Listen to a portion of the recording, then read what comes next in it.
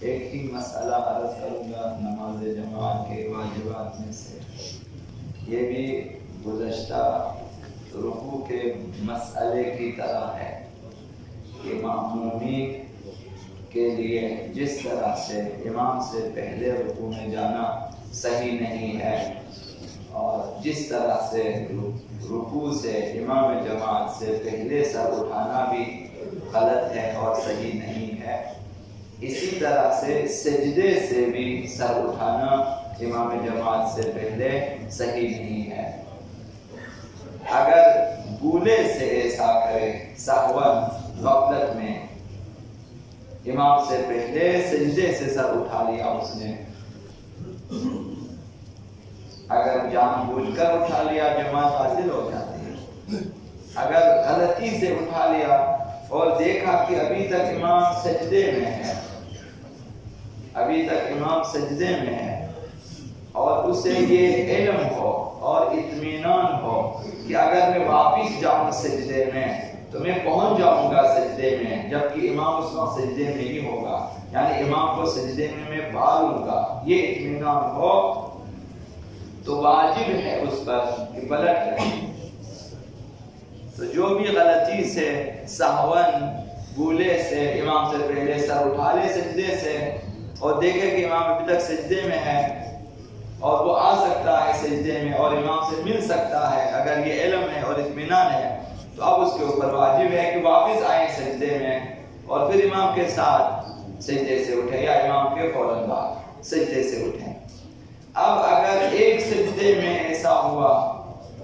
تو پھر اس کی نماز بھی صحیح ہے اور جماعت بھی صحیح ہے، اور ایک سجدہ اضافہ ہوا، جماعت باطل نہیں ہوتی، نماز بھی باطل نہیں ہوتی،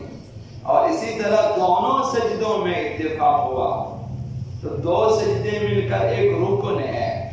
پھر بھی نماز صحیح ہے اور جماعت بھی صحیح ہے۔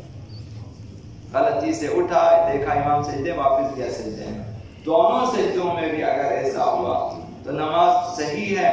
اور باطل نہیں ہے۔ اگر سجدے میں واپس جائے، یہ تیسری صورت ہے، دوسری صورت، اگر جائے سجدے میں واپس اور اس سے پہلے کہ وہ سجدے میں پہنچے امام سجدے سے سر اٹھا لے، جس طرح رکوع کے مسئلے میں عرض کیا تھا کہ وہ سجدے میں آیا،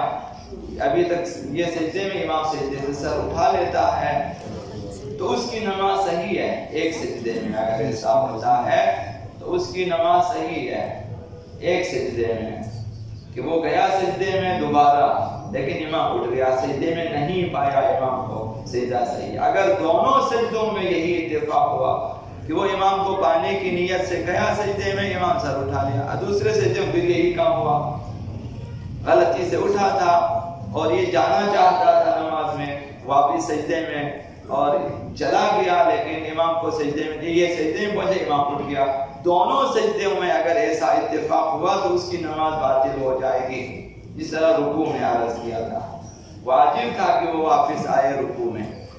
اب یہ امام کو پانے کا اطمینان ہو، لیکن یہ آیا امام اٹھ گیا کیونکہ رکن ہے، اب امام کو نہیں پایا، نماز باطل ہو۔ اسی طرح دونوں سجدوں میں، ایک سجدے میں نماز باطل نہیں ہوتی ہے، دونوں سجدے مل کر رکن ہے، دونوں سجدوں میں آیا یہ شخص اور یہ نہیں پایا امام کو تو اس کی نماز باطل ہو جائے گی۔